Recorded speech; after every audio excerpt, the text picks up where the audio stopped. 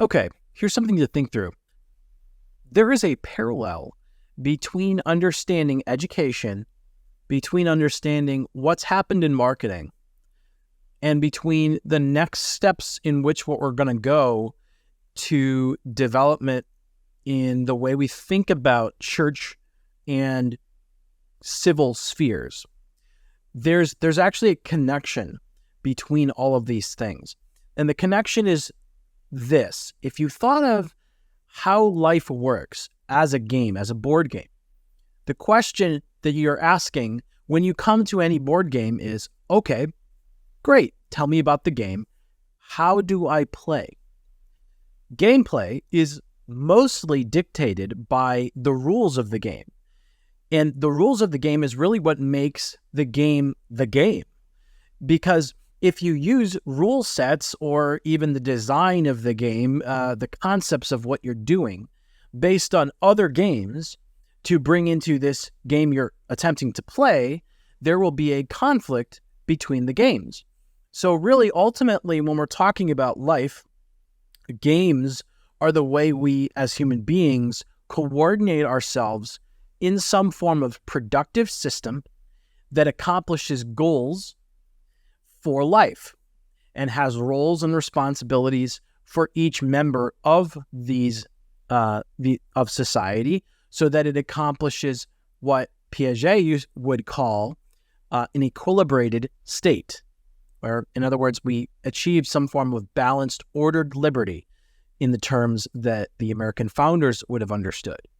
And so the question that we are asking ourselves is, these areas of life, media, business, education, theology, policy, how do they interact, and what is our responsibilities when today we see society going in a direction that is destructive, that will not end up creating ordered liberty or an equilibrated state?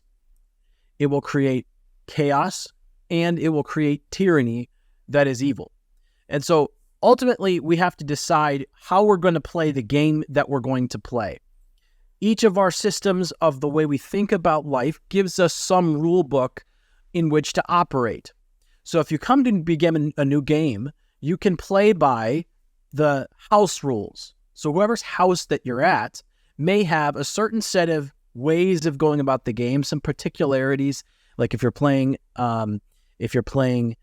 Monopoly, and some people use a jackpot for the middle of the game to, if you land on free parking, you get the jackpot. And what feeds the jackpot is any of the taxes that you have to pay at any of the utilities, right? The utilities feed that, as well as cards that have you lose money. You put that in the center as the jackpot. That's a house rule. There are many other house rules for different games that you play. Monopoly being the most common one that most people have house rules for. The question is, there is a actual set of official rules that we play Monopoly for, and there are some households that the house rule is to use the official rules, which is not a bad rule. So the question is, which set of rules in the way we want to operate in these spheres, these 5 spheres that I mentioned, how are we going to operate, and what rule book are we using?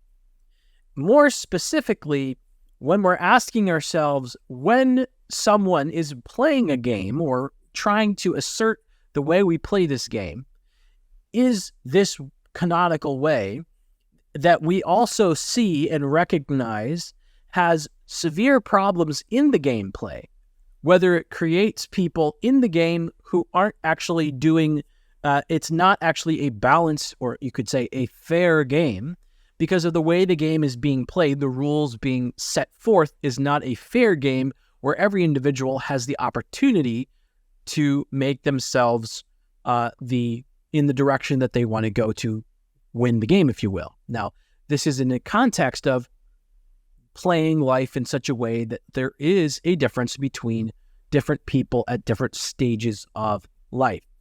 Ultimately, we play infinite games, not finite games. And so there is no, set rule for life that we've achieved some metric and we've declared the winner. So, but in an infinite game overall, there still has to be a lot of the same processes and the same criteria. It's just examined in slightly different, in a long-term lens. Now, when we're talking about what we're doing here with asking ourselves, what do we do with the corruption that we see in the world, and what do we do about that in the way the game is currently being played? Some people have come to the conclusion that there is a fascinating level of analysis to decide how to participate in reforming the game in which you're playing. What ways do you want to reform the game?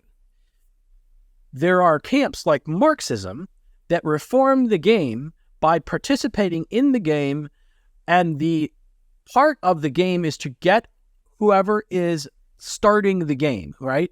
And to be the ones eventually who are the homes, if you will, in which you will play the game. They want to be the guys who start the game. And whoever starts the game usually gets to set the rules. If you're at their house, you get to set the rules.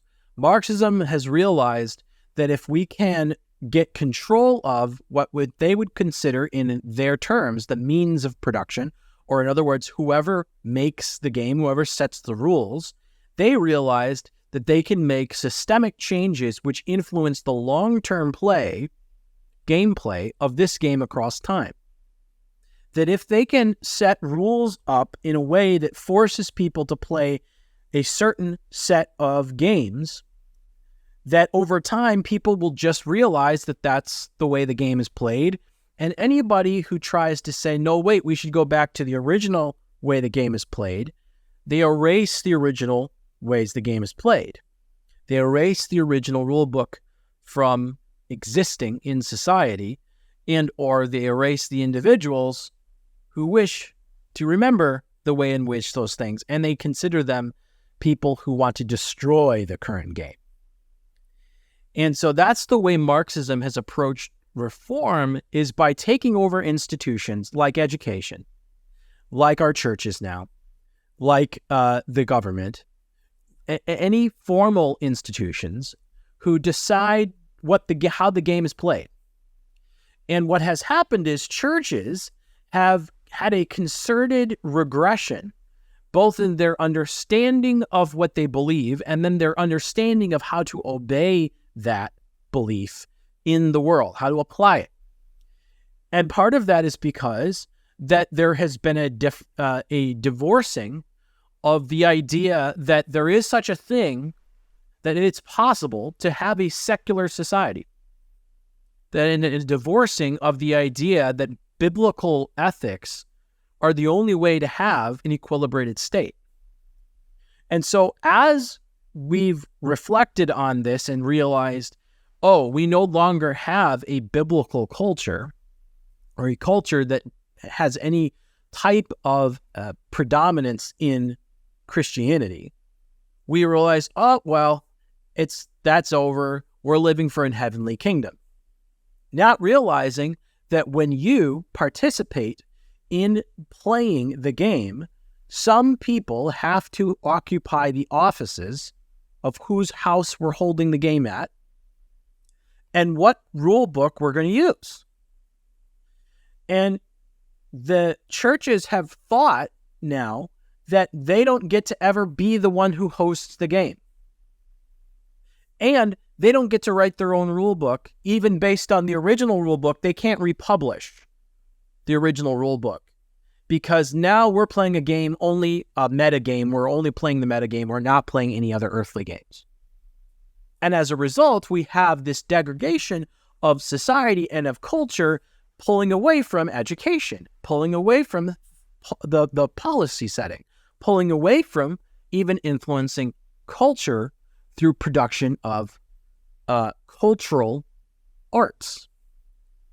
We've been pulled away from that, and we've kind of secluded ourselves into this idea that that all the church is essentially something that gets you saved and then does nothing else. You just come, it's a club that gets you into the door, but once you're in the door, so long as you pay your dues and you come on member meetings, that's all that's required for you.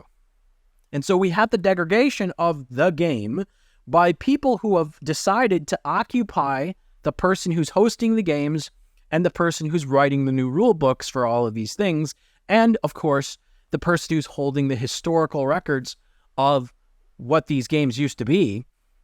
All of those people now are occupied. All those places in society are now occupied by people who have no concept of the original game, nor do they want anyone to have any concept of the original game.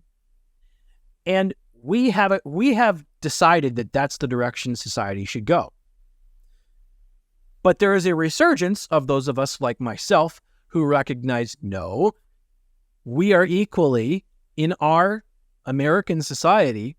Every single American has a responsibility to direct their nation because we are a self-governing nation. So when Romans 13 describes to obey your governing authorities, who are the official governing authorities of America? It is the Constitution, which was whose document? Not the government's document. Who wrote the Constitution? We the people. And we not only elect leaders and can take them down, recall them, but we can also choose to elect people who are going, of ourselves, mind you, not some ruling class, elect people from amongst us who are going to make legislation, make the rule books that we all need to decide to play the game according to.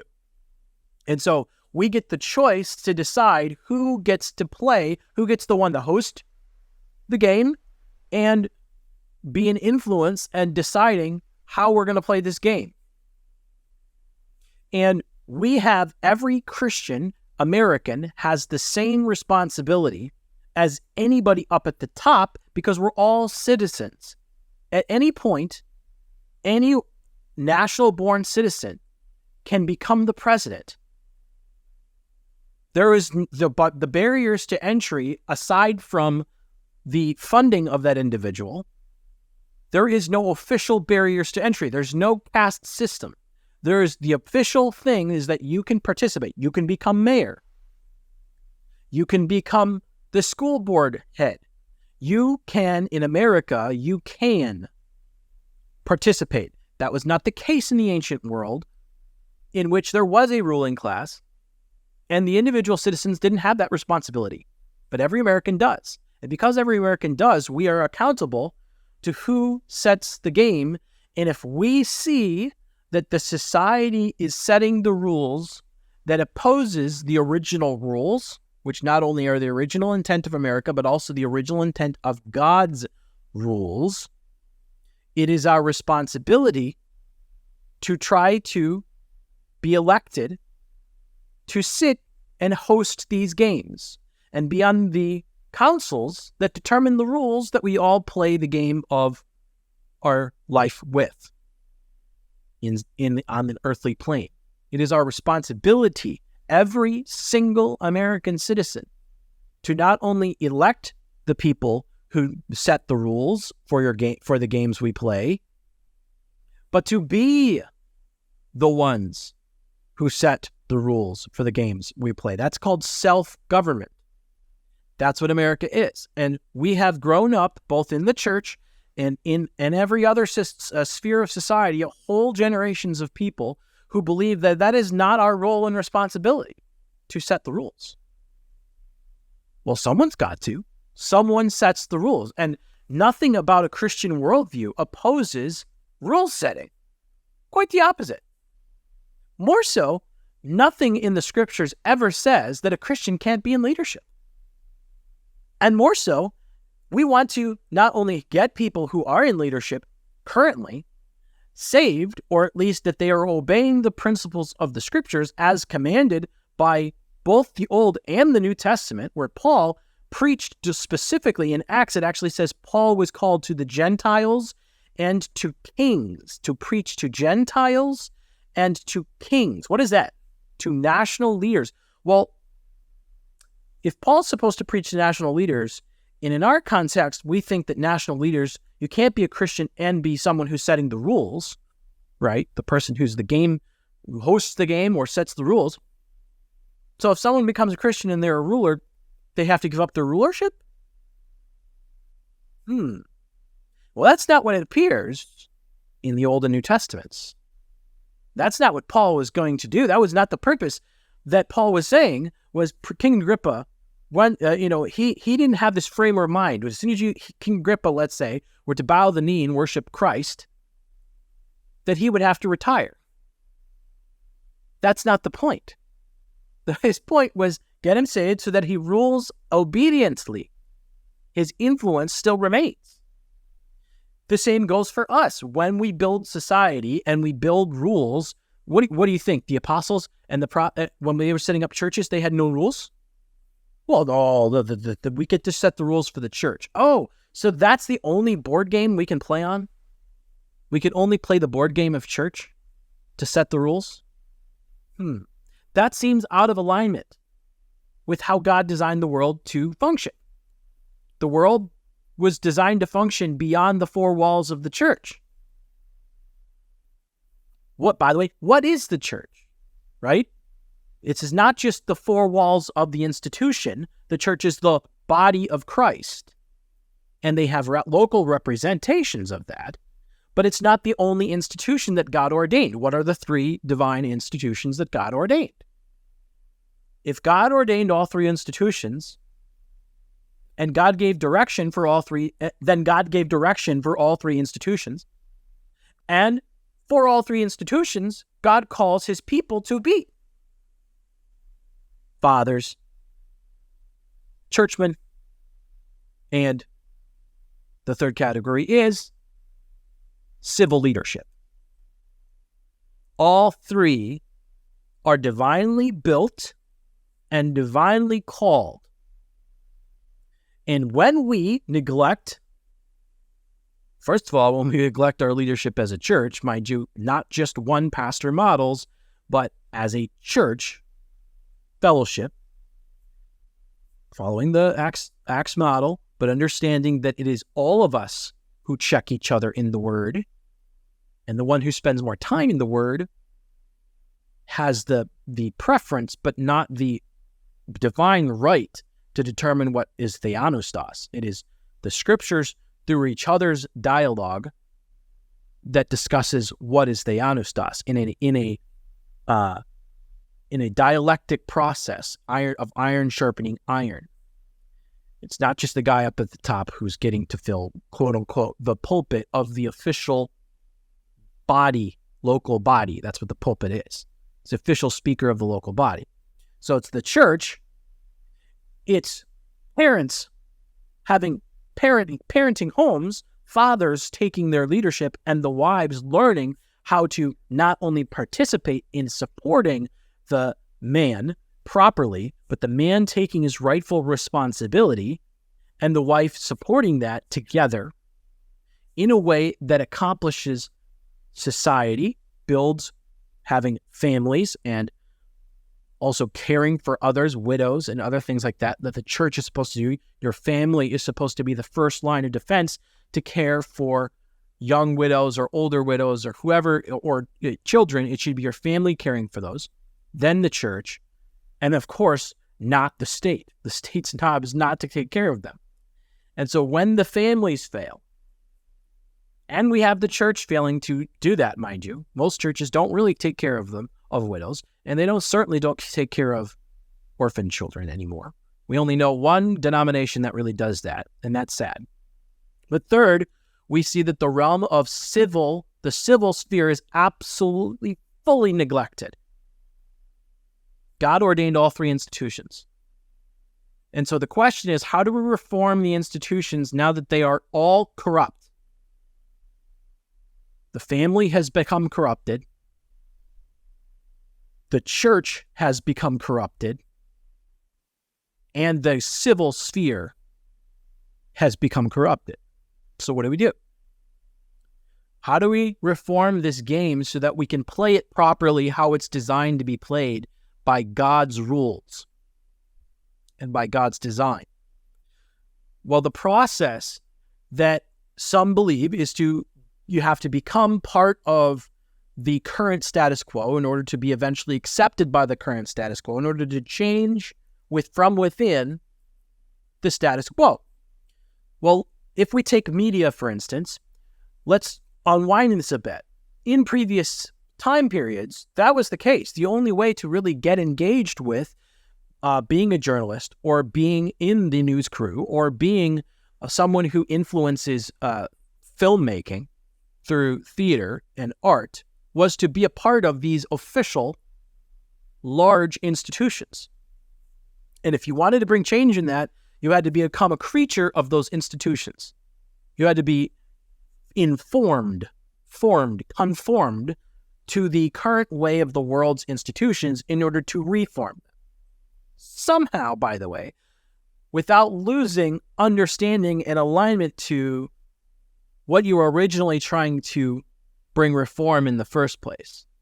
If you've conformed, the likelihood that you're going to be able to reform to a higher standard is very unlikely.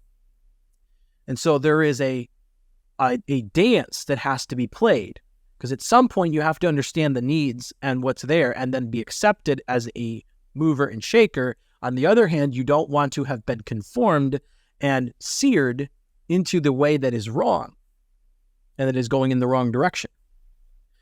So the next step is, okay, full out. We don't get involved with the institutions at all. We completely operate outside of the institutions and form our own institutions. And this would be considered outside the mainstream, right? The outsiders. And of course, that had terrific movement with the Trump movement. The Trumpian movement within Republican and conservatism appreciated that the current modes of operating in our country were so corrupt that it had to be an outsider who wasn't the same as the swamp to come into the swamp and reform it. And we recognize that at times there are people who have developed outside of the thing that you're trying to reform in order to reform it, right? Sometimes it takes someone being developed outside of the Garden of Eden, if you will, which is where Adam was developed, and brought into the Garden of Eden in order to working to keep it. It also sometimes occurs where someone has to have been inside, brought outside again, reset, and then brought back in. You see that with Moses, where Moses was, technically speaking, he started on the inside, but as a child, so it really was kind of on the inside all the way through, being in Egypt, trained as an Egyptian, then having left Egypt after killing the Egyptian, was kind of reset outside of Egypt, and then was called back to Egypt to reform it and to lead his people out. Because if you remember, part of the process that was what Moses was doing was calling Pharaoh to repent and to let his people go. Let my people go. And of course, he wasn't going to do that. And so, of course, that, as Romans 9 explains, is Pharaoh was a vessel for dishonor.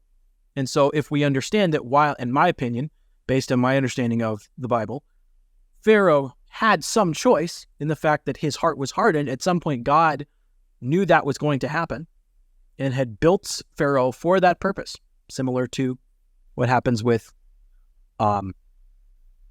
Judas. So at some point, a individual starts in a culture, recognizes its depravity and its the issues within it, goes outside the culture, resets to come back and reform it, sometimes leading people out of it. The same happens with Paul. Paul starts, of course, as a Pharisee, then gets saved on the road to Damascus. Not everybody understands this, but then spends a significant amount of time in the wilderness being taught by Christ himself. and also confirmed by the apostles. There was a process with that. And then finally, now takes his leadership role. Oftentimes, that's how reform has to happen.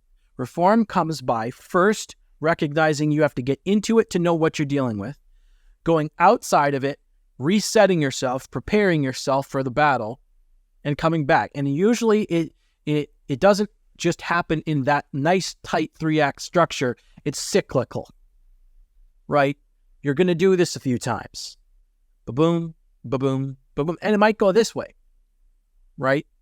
And so the question is, now that we've recognized that the culture and the media and the government and our local government and everything is so corrupt, what do we do about it? Well, we don't just only stay out of it. We have to stay aware of what's going on, but it may require time outside of it to reset, to rebuild, to refocus, to retrain, so that we're going to come back and do the right thing. You have to reestablish the vertical relationship before you can change the horizontal. You can't try to bring reform of the city without reforming the soul.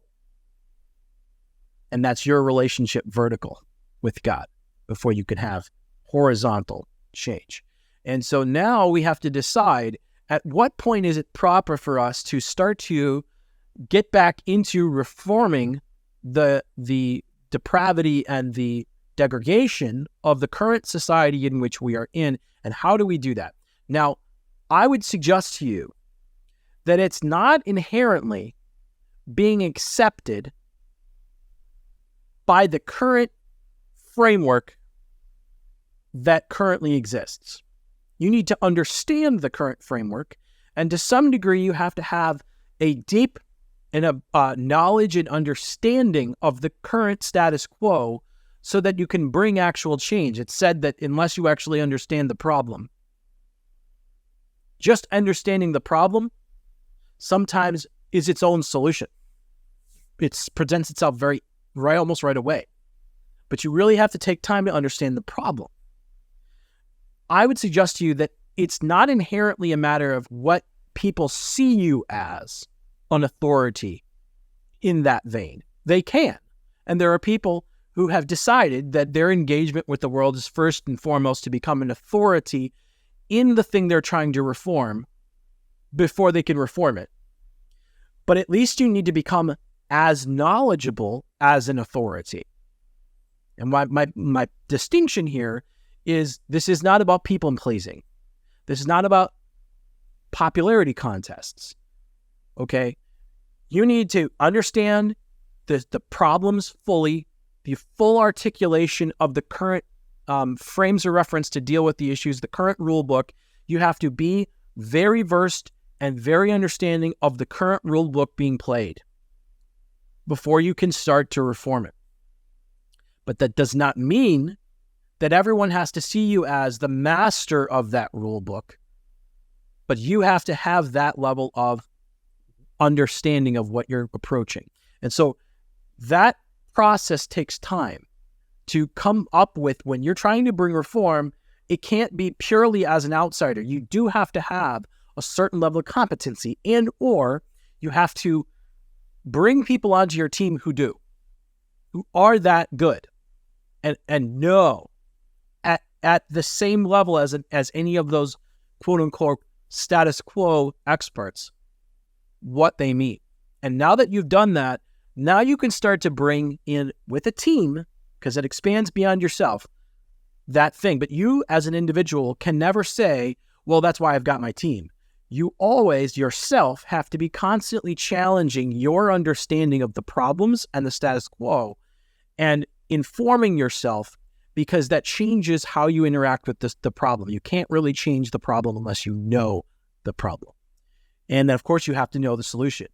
And so what I believe is, it is very easy for you to end up going back in to the culture, but because you haven't been centered on the truth, the vertical relationship, you will corrupt the horizontal. You can never lose sight of the truth that you are looking to compass us towards. You can never lose sight of the real rule book in the process of studying the false rule books or the faulty ones. And this is the key. It is a very difficult thing to do that in simultaneously. So now here's where it gets into the application. How do we start to actually make real systemic change in the direction of these very difficult and very absolutely tyrannical organizations and institutions in which we now find ourselves? Well, first and foremost, there's this great thing that has democratized the process by which we can influence people. I'm going to delay there. Let's think through this. What tools do we have to democratize the process by which we can impact individuals? We don't need people to give us the okay. Technology. The power of the internet supersedes the gatekeepers. Now you might say, well, what about Facebook? What about Twitter? Okay. Yes, there are still forms of gatekeepers, but they can't keep everyone out if everyone's speaking, number one. They can keep smaller people out. If everyone's speaking, they can't do that. Secondly, there are people like Elon Musk and others who, despite their faults and inaccuracies about the world and kind of playing their own game of the world, they understand that there are the necessity to have a free platform that is mainstream. And mind you, in other words, it is part of the status quo, already accepted form of dialogue in which we engage, and opening that up to people.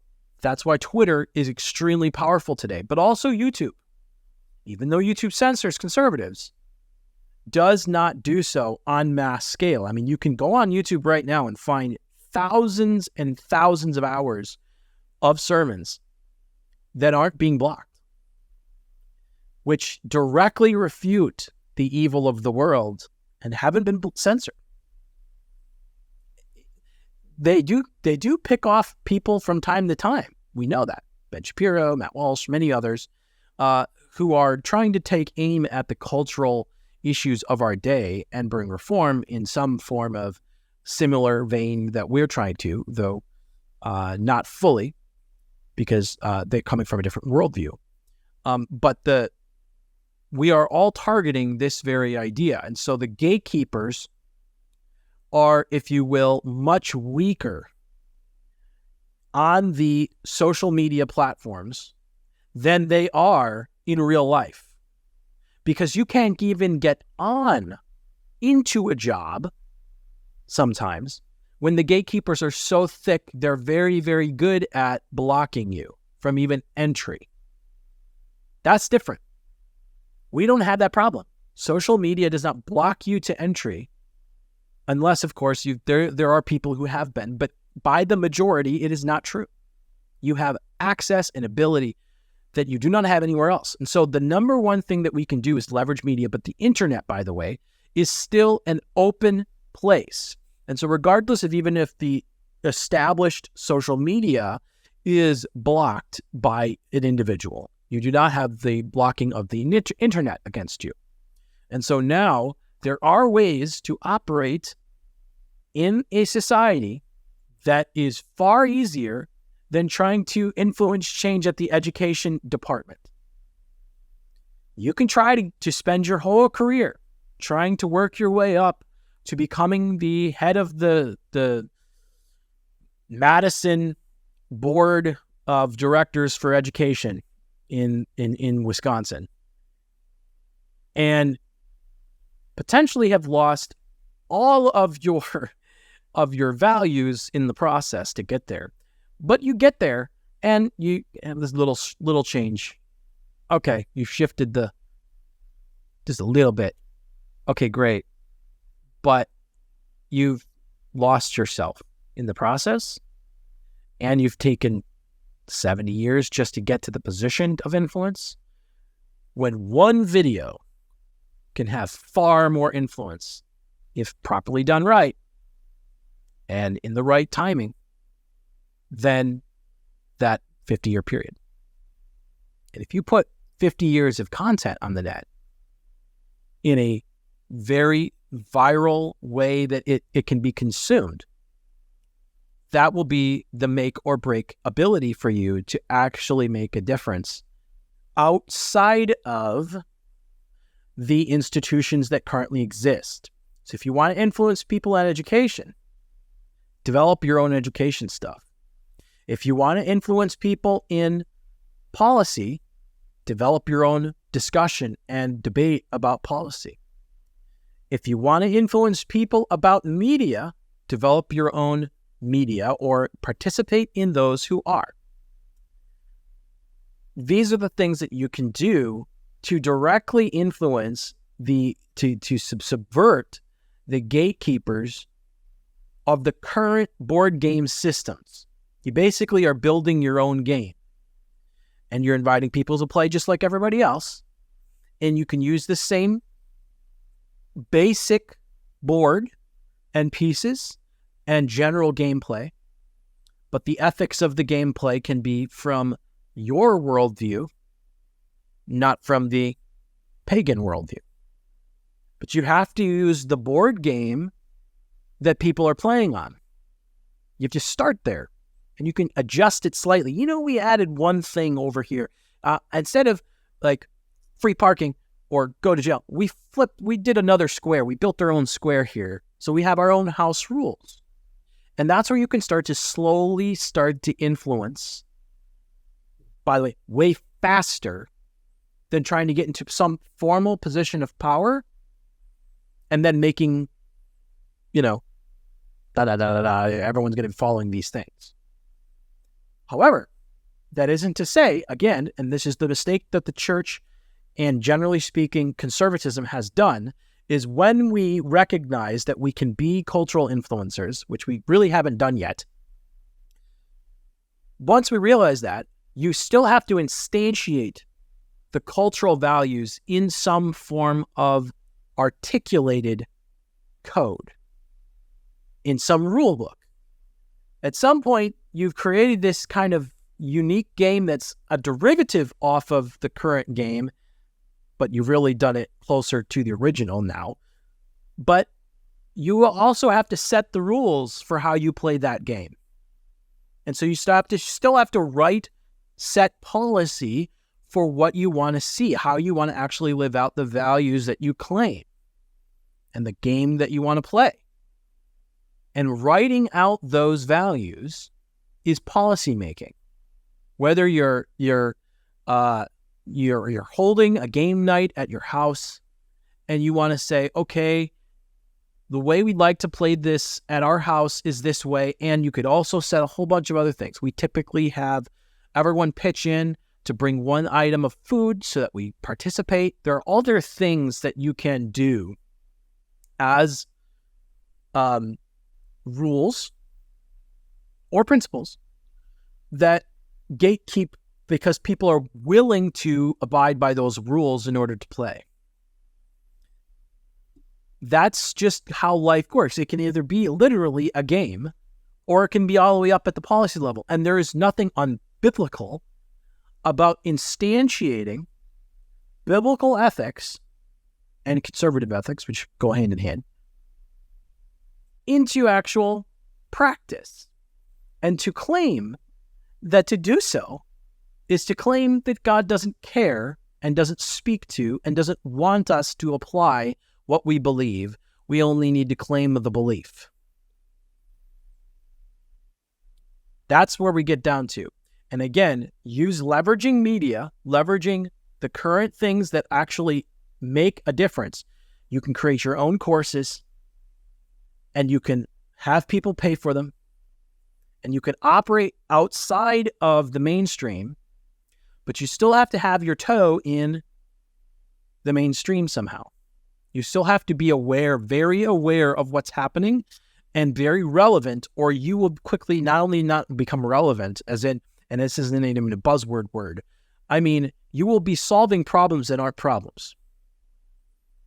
Or you'll be solving a problem that isn't the problem that takes priority because there is a prerequisite problem that has to be solved before you touch the issue that you're trying to solve. And you won't know about the prerequisite issue that influences the success of what you're trying to do because you're not engaged. You have to always stay aware of what's happening, be in the world, but not of the world.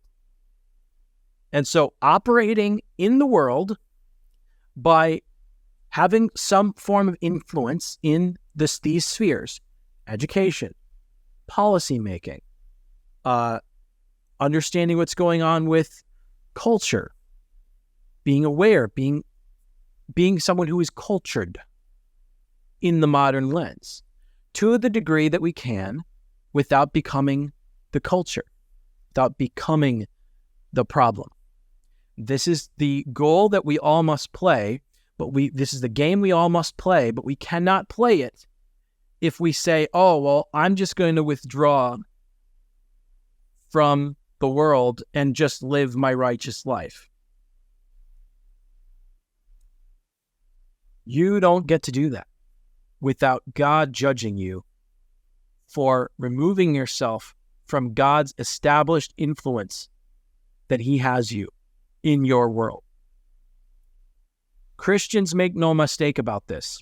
Make no mistake about this. If we withdraw ourselves continuously, as we have already, from the world in which we live, and we do not get involved minimally in those 5 areas of life that God speaks to and commands us to be obedient in, God will hold us responsible because we have responsibility as Americans, as self-governing people, to influence those 5. That used to be just the ruling class who had that responsibility. That used to be just the kings who had that responsibility, or the priests. That isn't the case in America. In America, we are all kings. We are distributed kings. And we are all, especially if you are saved, priests. Kingdom of priests. Through the scriptures, you do not have any room to claim that you have no responsibilities whatsoever beyond, probably should vote. I can just do a write-in. No. And then God doesn't care really who you vote for.